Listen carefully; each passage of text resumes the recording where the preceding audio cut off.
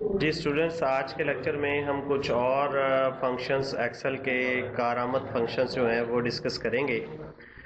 सामने शीट में आपको डेज 360 एक फंक्शन नज़र आ रहा है। डेज 360 क्या करेगा, ये दो डेट्स के दरमियान जितने दिन बनेंगे वो आपको बताएगा।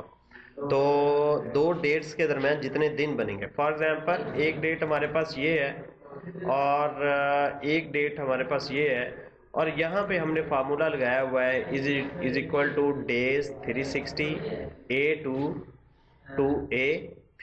तो वो उसमें उसने बता दिया 1/30/2008 से 2/1/2008 तक एक दिन बनता है। अब फॉर एग्जांपल लेट्स सपोज कि आप मुझे आज की जो डेट बन रही है वो 22 और ये बन रही है सितंबर 2012, 22 सितंबर 2012, और इसको हम यहाँ पे डेट फॉर्मेट दे देते हैं। अब यहाँ पे हम नीचे जो है लेट्स सपोज कि हम डेट ऑफ बर्थ निकाल दें 15/4, और इसमें एक चीज़ का ख्याल रखना है आपने, ये मंथ पहले आ रहा है तो हम मंथ पहले ले आते हैं 15 और ये 1976, ये मेरी डेट ऑफ बर्थ है। अब मैं इन दोनों डेट्स के दरमियान जो है वो देखना चाहता हूँ कि आज के दिन तक मैं कितने दिन का हो गया हूँ। तो उसके लिए डेज 360 जो है वो आप यूज़ करेंगे, इज इक्वल टू टाइप करें, उसके बाद DAYS डेज आपने 360 टाइप करना है, उसके बाद आपने ब्रैकेट डाल देनी है, पहली डेट सेलेक्ट करेंगे आप, कॉमा डालेंगे और फिर दूसरी डेट सेलेक्ट करेंगे और फिर आपने ये ब्रैकेट बंद कर देनी है। अब हम एंटर करते हैं तो ये आ गया 13,117 दिन का हो गया हूँ मैं इस वक्त। ठीक है, तो इस तरह आप डेट्स निकाल सकते हैं। ये माइनस में आ रहा है इसलिए क्योंकि हमने वो ऊपर नीचे थोड़ा सा इसको कर दिया है कि ये डेट जो थी ये बाद में आनी चाहिए थी, ये पहले आनी चाहिए थी। तो अगर ये पहले आएगी ये बाद में आएगी तो फिर वो जो है वो इसको सही निकालेगा। अब फर्ज करें हम दोबारा कर लेते हैं, इज इक्वल टू डेज 360 और फिर हम इसको यहाँ इसको पहले सेलेक्ट कर लेते हैं और फिर कॉमा डाल के और इसको दूसरे नंबर पे हम सेलेक्ट कर लेते हैं। अब जब आप निकालेंगे तो ये इसने सही जवाब 13,117 दिन का हो गया। तो डेज 360 जो है वो दो डेट्स के दरमियान दिन निकालेगा कि कितने दिन बनते हैं, ख्वाह वो डेट जो है किसी भी महीने साल की होगी। और चलें जी आगे बढ़ते हैं। अब हम डे फंक्शन निकालते हैं। डे फंक्शन एक सिंपल सा फंक्शन है कि नॉर्मली जो है ये जो हम डेट लिखेंगे उसमें दिन कौन सा होगा वो हमें बताएगा। आप देखें ना, यहाँ पे हमने 15 अप्रैल 2008 जो है इसमें यहाँ पे ये हमारी डेट है और यहाँ पे हमने ये फंक्शन लगाया हुआ है डे A2 भी। A2 में दिन कौन सा है उसने 15 निकाल दिया। तो आप फर्ज करें हम यहाँ पे एक डेट देते हैं 4 अप्रैल 2010। ठीक है, तो अब इसमें से हम डे रिटर्न करना चाह रहे हैं। सारी बात हमें भी पता है कि 4 चौथा दिन है, तो ये वैसे ये डे और फिर आप इसको ब्रैकेट डालेंगे और ये सिलेक्ट करेंगे, फिर ब्रैकेट बंद और उसने रिटर्न कर दिया 4 कि डे 4 था। सिंपल सा फंक्शन है। उसके बाद अगला फंक्शन हम मंथ का करते हैं। ये बिल्कुल डे की तरह काम करेगा। डे जो है वो दिन का बताएगा और ये मंथ बताएगा। अब फर्ज करें ये हमारी डेट है, इसमें 15 अप्रैल 2008 और इसने जो है वो यहाँ पे हमने मंथ फंक्शन जो है वो लगाया हुआ है मंथ A2। ठीक है, तो यहाँ पे भी हम इसको मंथ कर देते हैं। अब इस डेट में से जो महीना है वो उसने हमें दे देना है, बस छोटा सा फंक्शन है सिंपल सा। तो इसको करते हैं is equal to MONTH month, bracket डाली और ये हमने सेलेक्ट कर लिया इसमें से उसने बता दिया कि चौथा जो है ये महीना अप्रैल चौथा है। तो ये था मंथ फंक्शन। अब हम बात करते हैं सम इफ की। ये ज़रा एक ट्रिकी फंक्शन है और बड़ा इंपॉर्टेंट फंक्शन है, समझने वाला है, ज़्यादा इस्तेमाल भी होने वाला। अब ये फंक्शन करेगा क्या, आप ज़रा नोट करें। यहाँ पे हमने प्रॉपर्टी वैल्यूज़ दी हुई हैं कि ये 1 लाख, 2 लाख, 3 लाख, 4 लाख, ठीक है। और यहाँ पे हमने हर प्रॉपर्टी का कमीशन दिया हुआ है इस कॉलम के अंदर, ठीक है।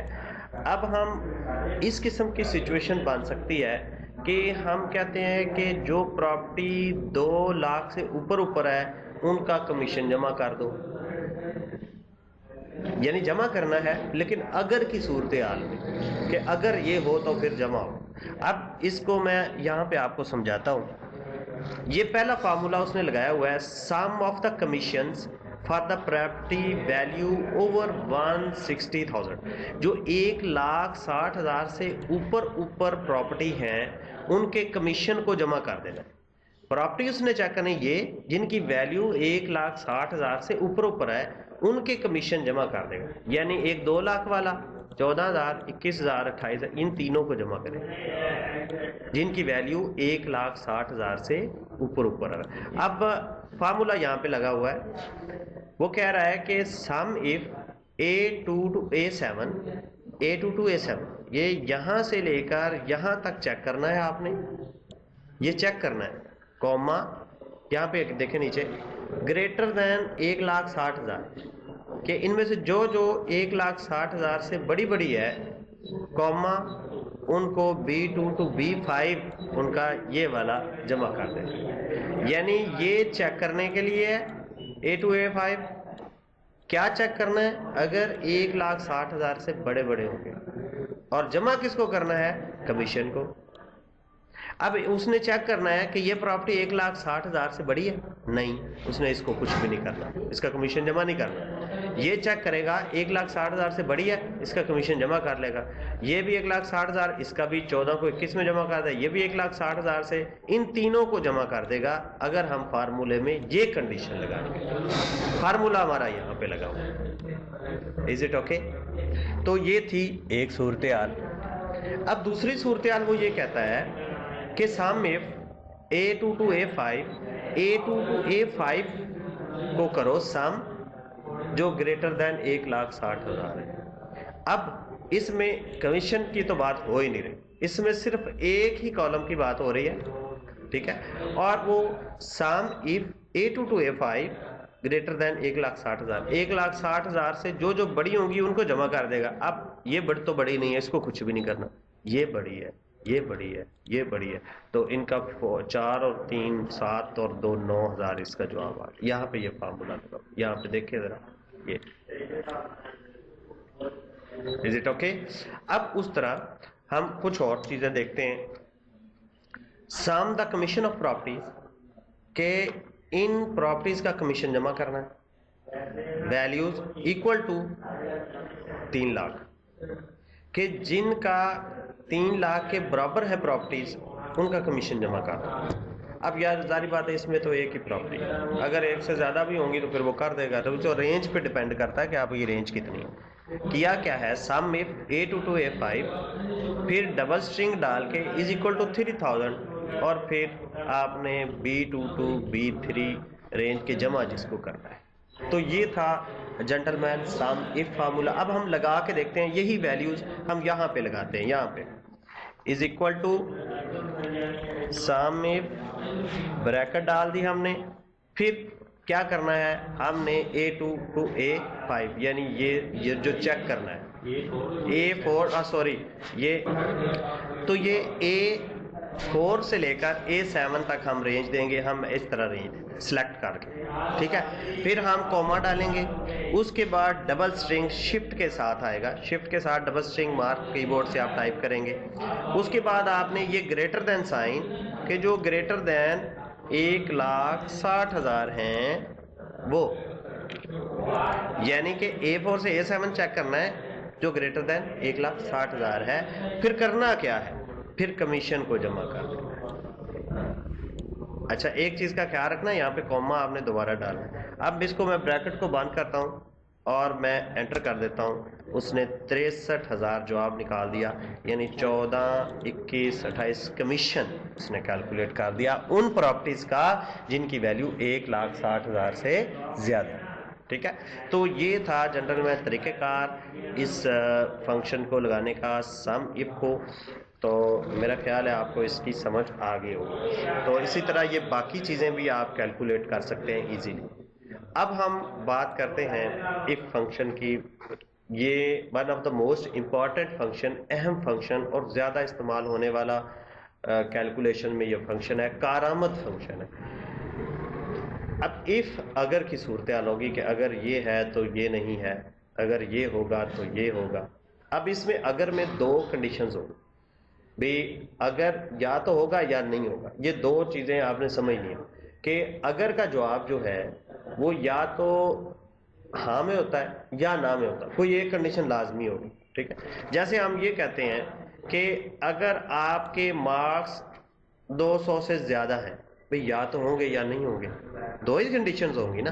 तो फिर क्या होगा, देखें यहाँ पे एक मेरे पास छोटी सी असाइनमेंट बनी हुई है। ये नेम है, ये मार्क्स हैं, ये पास फेल हमने कैलकुलेट करना।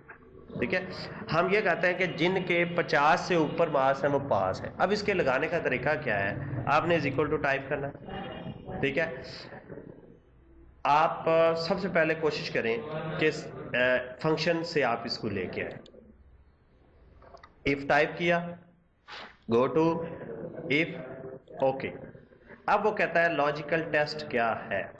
लॉजिकल टेस्ट वो पूछ रहा है। हम कहते हैं कि ये जो है खाना अगर ये ग्रेटर देन है 50 से, क्या है 50 से, तो कर दे पास भी। अगर ट्रू होगी तो ले लिखा है ई वैल्यू इफ ट्रू, हम कहते हैं ये पास कर दे, नहीं तो फेल, नहीं तो फेल, FAIL। तो हम ओके करते हैं, उसने फेल लिख दिया। उसने चेक किया इस खाने को कि अगर E2 50 से बड़ा है तो पास, नहीं तो फेल। अब हम इसको कॉपी करके नीचे लिखते हैं, इसी फार्मूले को कॉपी करते हैं, या ड्रैग करके नीचे लेके जाते हैं, देखते हैं ये क्या करता है। पास कर दिया क्योंकि वो 50 से ज़्यादा था। फिर आगे गए, ये उसने पास कर दिया। फिर आगे गए, ये भी पास कर दिया। तो जो जो वैल्यूज़ उसने चेक की, अगर तो हैं पास, अगर नहीं तो फेल। ये आपने समझना यहाँ पे कि अगर कंडीशन ट्रू होगी तो ये कुछ होगा, और अगर कंडीशन फाल्स होगी तो ये कुछ होगा। यहाँ फेल और पास की जगह आप कुछ और भी लिख सकते हैं। लेट्स सपोज यू आर पास। ठीक है, जो कुछ मर्जी लिख लो, वेरी गुड या वर्क हार्ड, जो मर्जी। यहाँ पे जो कुछ यहाँ पे डबल कोटेशन मार्क्स में लिखा होगा वही यहाँ पे डिस्प्ले होगा। आप इसको वर्क हार्ड कर दिया, अब हम इसको नीचे पेस्ट करते हैं तो यहाँ पे उसने यू आर पास। तो ये था जेंटलमैन इफ का जो है वो निकालने का तरीका।